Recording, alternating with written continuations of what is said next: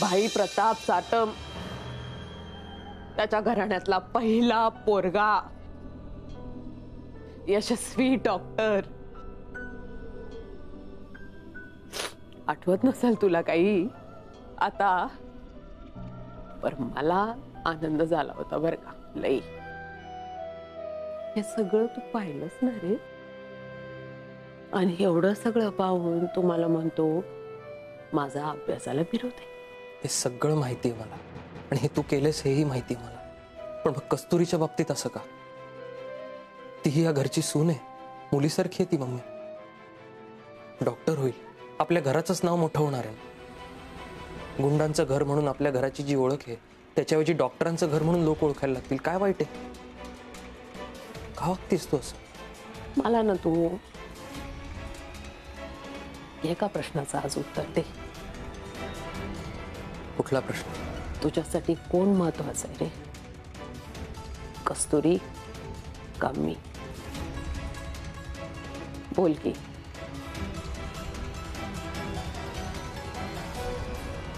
सत्य बोलवत नाहीये बाई. हा कसा प्रश्न आहे? साधा सरळ, एकदम साधा सरळ प्रश्न. आज कळत तुझ्यासाठी महत्वाचं कोण येते? खरं बोला. मला तुम्ही दोघी तितक्याच महत्वाच्या आहात, पण तुम्हा दोघींमध्येही तितकाच फरक पण. कसला फरक? जो काल, आज आणि उद्यामध्ये असतो ना, तोच फरक. काल आज असू शकत नाही आणि आज उद्या असू शकत नाही, पण या तिघांना एकमेकांची गरज असते आणि ते तितकेच महत्वाचे असतात. तसंच तुझं आणि कस्तुरीचं. तू माझा भूतकाळ आहेस मम्मी, आणि भूतकाळ कसाही असला तरी तो आपल्याला ऍक्सेप्ट करावा लागतो आणि त्याच्यावर प्रेम करावं लागतं. तसं माझं तुझ्यावर खूप प्रेम आहे, म्हणून मी तुला सोडून नाही जाणार. आणि हे कस्तुरीलाही माहिती आहे. कस्तुरीचंही तसंच आहे. ती माझं भविष्य आहे, आणि तीच जर नसेल तर आज हा सौरभ असून नसल्यासारखा आहे. म्हणून माझ्यासाठी काल, आज आणि उद्या या गोष्टी कितीही वेगवेगळ्या असल्या तरी तितक्याच महत्वाच्या आहेत. भविष्यासाठी ज्या गोष्टी महत्वाच्या आहेत ना, त्या भूतकाळाला ऐकाव्याच लागणार. माझी एकच रिक्वेस्ट आहे तुला मम्मी, कस्तुरीच्या अभ्यासाच्या मध्ये येऊ नकोस प्लीज. ती खूप मेहनत करते. उलट आपण तिला सगळ्यांनी मदत करायला पाहिजे. अगं माझं तुमच्या दोघींवरही तितकंच प्रेम आहे, आणि तुमच्या दोघींची तुलना होऊच शकत नाही, कारण तुम्ही दोघी माझ्यासाठी तितक्याच महत्वाच्या आहात.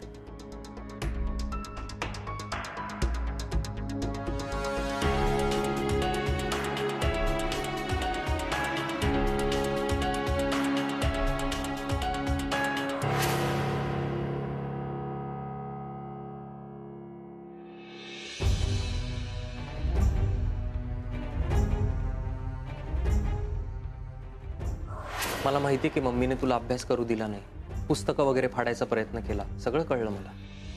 बरोबर. पण मम्मींचा गैरसमज कसा दूर करायचा तूच? त्याचं मी बघतो ना कस्तुरी. तू कशाला टेन्शन घेतेस? तू अभ्यासावर लक्ष दे.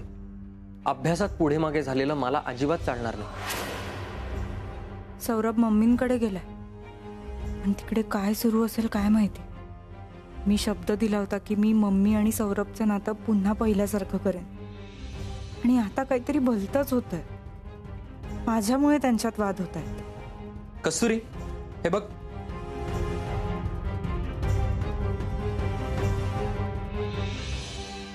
काय झालं? कस्तुरी अगं मी तुझ्यासाठी एवढी पुस्तकं वगैरे आणली तरी तुझा चेहरा का पडलाय? सौरभ मला नाही करायचा अभ्यास. का? काय झालं? काय झालं काय विचारतोयस? बघतोयस ना तू माझ्या अभ्यासामुळे किती वाद होत आहेत घरात, आणि हे असंच चालणार असेल ना तर मला नाही व्हायचंय डॉक्टर. ऐक ऐक, आपण हा निर्णय घेतला तेव्हा काय ठरवलं होतं की काहीही झालं तरी हार मानायची नाही, आणि तू एवढ्या लवकर हार मानतीयस? तसं नाही अरे. मग कसं आहे? हे बघ, तू हार मानली असलीस ना तरी मी नाही मानली. मी काहीही झालं तरी तुला डॉक्टर करूनच राहणार. तुझा इथे अभ्यास होत नसेल ना, आपण दुसरीकडे जाऊ. नाही, पण मी हे घर सोडून कुठेही जाणार नाही. या घराला गरज आहे माझी. तुला हे कळतंय ना, ह्या घराला तुझी गरज आहे कस्तुरी, आणि तुझ्या अभ्यासाची पण गरज आहे. मम्मींना नाही वाटत ना पण माझ्या अभ्यासाची गरज. त्यांना नकोय मी डॉक्टर व्हायला. अगं कुठलीही गोष्ट आपण आयुष्यात करायची ठरवली की संकट येतातच. कोणी ना कोणी, कुठे ना कुठे, कसं ना कसं अडथळे निर्माण करतच असतं. म्हणून आपण माघार घ्यायची का? कस्तुरी, तुझं डॉक्टर होणं ह्या घरासाठी खूप महत्वाचं आहे, आणि घरापेक्षा जास्त माझ्या बाबांसाठी खूप महत्वाचं आहे. माघार घेऊ नकोस, आणि मी आहे ना तुझ्या बरोबर. काय? सॉरी, मी एवढ्या लवकर हार मानायला नको होता ना. ठीक आहे, होताच, पण लक्षात ठेवा मी आहे तुझ्या बरोबर. आता मी तेव्हाच थांबेन जेव्हा मी डॉक्टर होईन. नक्की होशील. थँक्यू. थँक्यू वगैरे नको मला. तू आता अभ्यासाला लाग, आणि ह्या पहिल्या अटेम्प्ट मध्येच आपल्याला एंट्रन्स क्रॅक करायची, लक्षात ठेव. आणि लवकरात लवकर MBBS व्हायचं. तुला शपथ आहे माझी. तू माझ्या सोबत आहेस ना, मग मी नक्की करून दाखवेन. नक्की होशील. आणि तू डॉक्टर झालीस ना की मी सगळ्यांना अभिमानाने सांगणार आहे, अरे माझी बायको सुद्धा डॉक्टर आहे.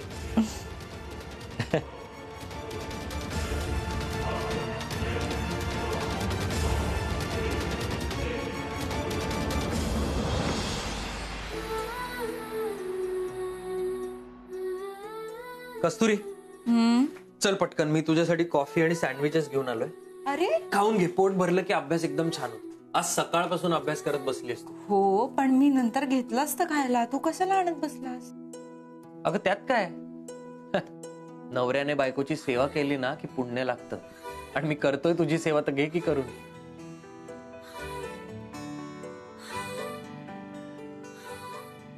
कस्तुरी, कॉफी पिवर का?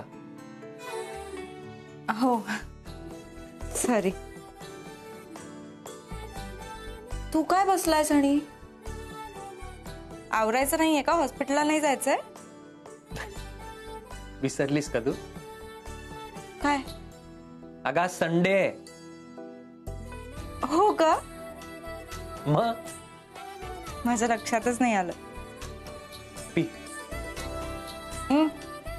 छान झाली कॉफी. छान झालीये ना? तुला आठवतंय रात्री मी केली होती त्या दिवशी? सेम झाली. स्पेशल रेसिपी आपली. अरे काय रे,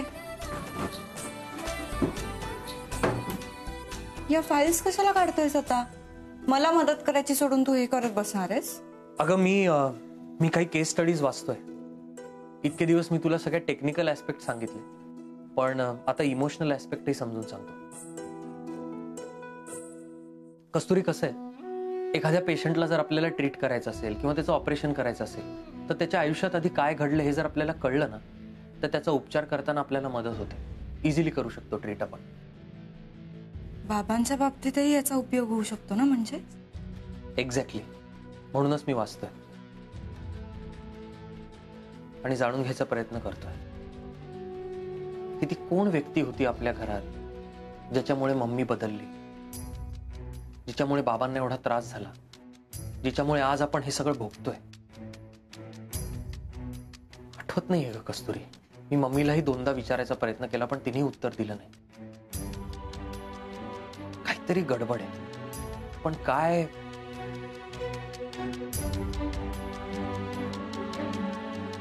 एक मिनिट कस्तुरी, मला आठवलं काहीतरी. काय आठवलं? मला आजी एकदा बोलता बोलता बोलून गेली होती की आपल्या घरात फार पूर्वी एक कामाला बाई होती. कोण होती, काय होती हे नाही सांगितलं तिने, आणि नंतर कोणीही तिच्याविषयी काही बोललं नाही. पण काय गंमत असते ना सौरभ, प्रत्येक गोष्टीला हिस्ट्री असते. मग सायन्स असू दे किंवा दुसरं काही. मला जशी या पुस्तकामधून माझी उत्तरं मिळत आहेत ना, तशीच तुलाही मिळतील. नक्की मिळतील. नक्कीच. मी काय वेड्यासारखा इकडे तुला डिस्टर्ब करत बसलोय? कस्तुरी, तू अभ्यास कर. तू अजिबात दुसरीकडे लक्ष देऊ नकोस. खाऊन घे, आणि तुझं खाऊन झालं की सांग, मी सगळं घेऊन जाईन. अरे कशाला एवढं, मी जाऊन ठेवेन ना खाली. नाही नाही अजिबात नाही. अभ्यासावर फोकस कर. बाकी कसलंच टेन्शन घेऊ नकोस. माझी उत्तरं मी शोधेन.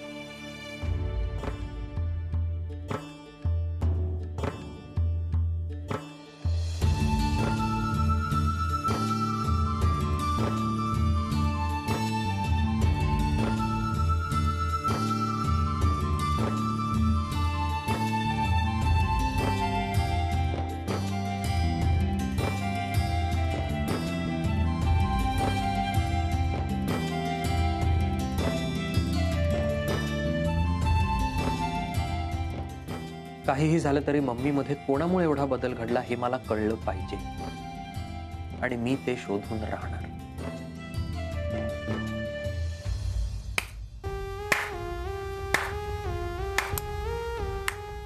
नुसती टाळ्या काय वाजवत बसलीस?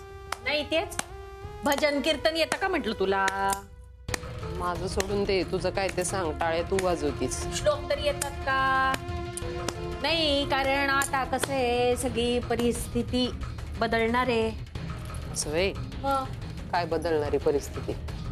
बंदूक, आरडाओरडा असं सगळं होतं. त्या जागी आता तबला, चिपळ्या, टाळ कुठं येतात का कमू तुला? माझं काय ते सोड, तुला काय बोलायचंय ते बोल. नाही मी शिकेन ग एक वेळ, पण तू कशी दिसशील बाई टाळ कुठं? माझं काय करायचं ते माझं मी बघीन. जरा आती बोलतेस असं नाही वाटत आहे का तुला? हेच आहे बरं का कमू, हे जे मला बोलते ना ते सौरभला बोलली असती ना तर बरं झालं असतं. काय बोलायचे? त्यानं तर सांगूनच टाकलंय का कस्तुरीच्या अभ्यासाबद्दल तिला कोणी काही बोलायचं नाही. हो दे बाई, डॉक्टर करू दे अभ्यास, आता काय मग. हो दे की डॉक्टर, तुझं काय जाते? हा हो देत की छान डॉक्टर, अभ्यास करू दे. आपल्याला काय बाईल पर्यंत जे पोचायला पाहिजे ते पोचतंय म्हटल्यावर झालं. आणि समजा असं झालं का भाई पर्यंत कस्तुरीने तुला हवं ते पोचवलं नाही, मग सौरभ तर हातातनं गेलाच आहे, बाई पण जाईल. आणि ते तुझ्या भूतकाळाच्या मागे लागले, त्याचं काय करणार आहे? हे मात्र खरं, हात धुवून पाठीमागे लागलेत भूतकाळाच्या. आता ना ज्यांना माझा भूतकाळ माहितीये ना त्यांना थोडे दिवसासाठी बाहेर जावं लागणार आहे. काल शिवाला सुद्धा विचारत होते, शिवा काय बोलला नाही, लई विचारून सुद्धा, आणि मला विश्वास आहे तो काय बोलणार बी नाही. ते एक शिवाचं झालं, पण माझं आणि सपनाचं काय? सपनाला तर पाठवली बाहेर गावी, हुशारी मी. मला माहितीये जरा जबरदस्ती केली असते आणि तिच्यावर वकली असते ती. आता राहिला प्रश्न तुझा, तुला पण आता थोडे दिवसात तर माझ्यावर विश्वासच आहे. हा आहे ना, लई विश्वास आहे की तू नक्की जाऊन सांगशील त्यांना. तुझ्यावर तर जबरदस्ती करायची पण गरज नाही, बसलीच आहेस तू सांगायला. कमू असं का म्हणते का तू? मी असं करीन का? 100 ने 101% तू करशील बर का. त्यामुळं आता बाहेर जायचं काय ते बघायचं. कमू अगं बाई, मी तुझ्या बाजूने आहे ग, असं काय करते? हे वाक्य मात्र न चुकता जेव्हा केव्हा भेटतीस ना तेव्हा मला बोलतीस बर का, पण आचरणात काही येत नाही हे वाक्य. बोलावं कशाला लागतंय? माझं मला कळू दे की तू माझ्या बाजूनेस ती आणि किती बाजूनेस ती. त्यामुळे आता कामाला लागा, बाहेर जायच्या तयारीला लागा. काय जास्त विचार करू नका, ती काम माझे, बुद्धी मला दिली आहे देवानं. तुम्ही कस्तुरी तर अभ्यासाला बसली, सपनाला तर पाठवली बाहेरगावी. जेवणाचं काय? मला ताट वाढून दिलं तर जेवीन मी पोटभर. आयत्या ताटावर नागोबा, ते मात्र लई चांगलं जमतंय बर का. काय दोघी बिगारामध्ये बिजी आहेत, त्यामुळे तू आणि शरदराव स्वयंपाकाचं काय ते बघून घ्या तुमच्यात. पण मला आज बटाट्याचा झणझणीत रस्सा पाहिजे बर का, मस्त करते चांगला, नाका तोंडात धूर आला पाहिजे एवढं तिखट जाळ करते. काय माझ्या नाका तोंडातनं पाणी येईल एवढं तिखट काय तुला बनवता यायचं नाही. पण एक संधी देते, मस्त मिरचीचा ठेचा बनव बरं झणझणीत. तोंड काय बनवती? जा की तूच खा. बनवते. तोंड तर लय वाकडं करता येते. जेवण बनवायला लावा, तोंड वाकडं होते. इकडचं तिकडं काही सांगायला लावा, लगेच अगं अगं अगं अगं. कामाच्या नावानं बोल येणीचा पट्टा सदनकादा चालू. आता मला दुसरीकडे कुठं हलवतीये काय माहित बाई. ही तर डोक्यावर टांगती तलवार. हे सौरभ काय रे बाबा, की जुनी ट्रंक कुठे घेऊन चालला तू? अगं ही आजीची ट्रंक आहे, मला दाखवली होती तिने. याच्यात बऱ्याच जुन्या जुन्या आठवणी आहेत. जुन्या वस्तू विकायला काढल्या का काय आपण? नाही नाही नाही, ऍक्च्युली ह्याच्यात बाबांच्या आणि मम्मीच्या भूतकाळाविषयी अनेक म्हणजे असू शकतात काही गोष्टी. तुझं झालं की तूही ये, आपण दोघे मिळून बघू. हो हो तू जा, मी आलेच. हा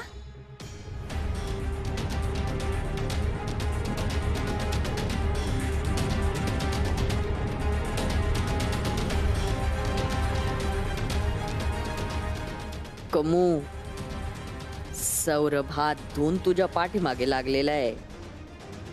आता तुझं पितळ उघड पडणार.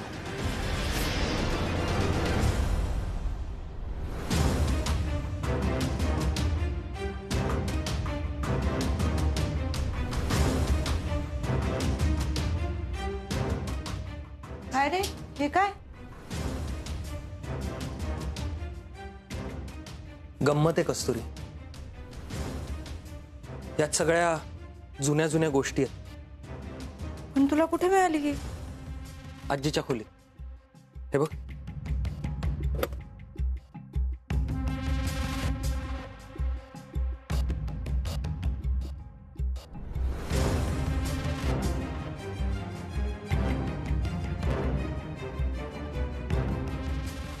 सौरभ,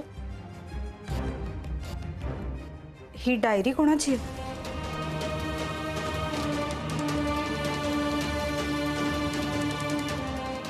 नाही माहिती.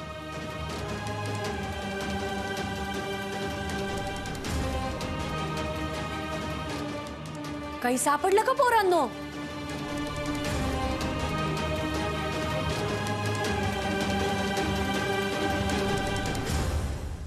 काय ग सापड? बाई बाई बाई बाई, सौरभ तुझ्या हाताला तर गबाडच लागले.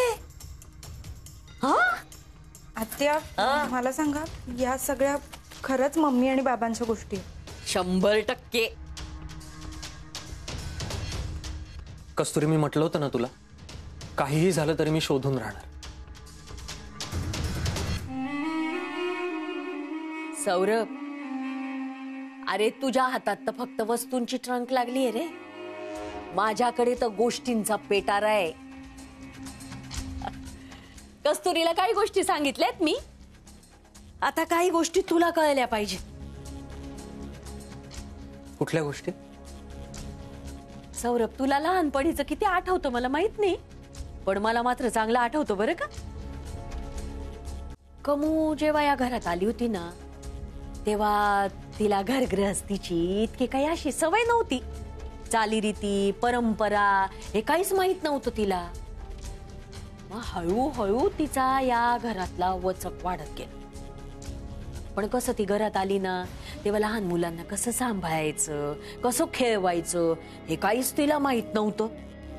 आणि मग तू पण असा हट्टी होता बाबा, आणि तू इतका त्रास द्यायचा कमूला का काय विचारू नको.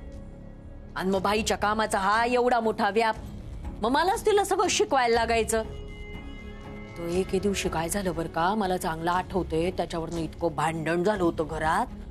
तू इतका हट्ट केला का कमूला आला तुझा राग, आणि कमूनं तुला एका खोलीमध्ये बंदच करून टाकलं. आता दिवसभर तू त्या खोलीत बंद, रडून रडून तुझे हाल बेहाल. मग रात्री जेव्हा भाई आला ना, तेव्हा तुला त्या रूम मधनं भाईनं बाहेर काढलं, आणि बघतो तर तू इतका रडतोय.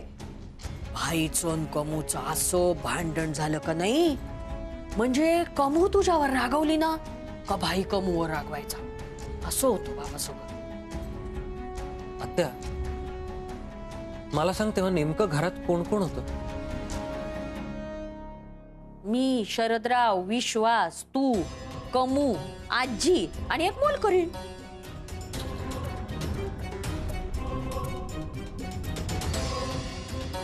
आणि घरातलं वातावरण कसं होतं तेव्हा? आता वातावरण म्हणजे कला